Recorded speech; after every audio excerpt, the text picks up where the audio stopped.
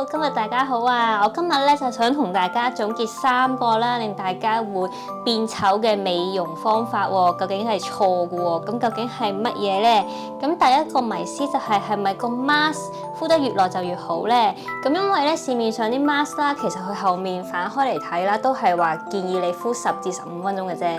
咁但係大家都明啦，你打開個 mask 咧有好多精華嘅，咁你永遠10分鐘內敷完佢未吸晒嘅時候，你抌咗佢覺得就好似好嘥喎。但係其實咧就真係敷10至15分鐘就夠㗎啦，因為咧皮膚咧要吸收咧就自然會吸收到㗎啦。反而咧你敷得越耐，譬如敷半個鐘頭以上咧，反而我哋自己個皮膚咧個底層咧個水分會再俾抽乾出嚟，咁所以就得不償失啦。咁我自己咧就會敷10分鐘之後啦，咁譬如你仲有啲精華㗎嘛，咁咪搽身啊、搽頸啊、搽晒佢咯，咁就唔會浪費嘅。係啦，咁第二個迷思咧就係因為而家開始春天啦、夏天啦，我哋個面咧開始出好多油分啦，係啦，咁係咪洗得多面咧就越好咧？咁其實就係錯嘅。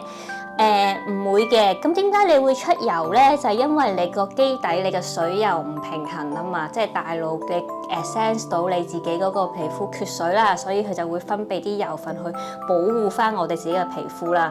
咁所以咧，如果你不斷洗咧，其實個大腦只會不斷分泌，咁樣循環落去咧，你嘅皮膚係唔會有好到之餘咧，係會越洗越乾燥噶啦，咁樣。咁所以咧就正常咧，朝頭早同夜晚洗面就可以噶啦，或者你運動完咁，梗係要再洗個面咁樣啦，係啦。咁第3個問題就係咪瞓得越耐嘅美容覺就越好咧？咁其實就唔係嘅。咁當然你要瞓得到先得啦，我都好希望可以瞓好長時間，但係唔係個個可以瞓好長噶嘛。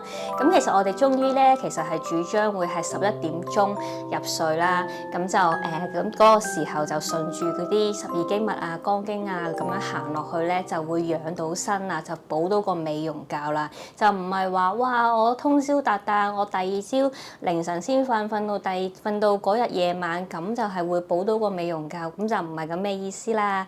咁希望大家都記住啦，拜拜。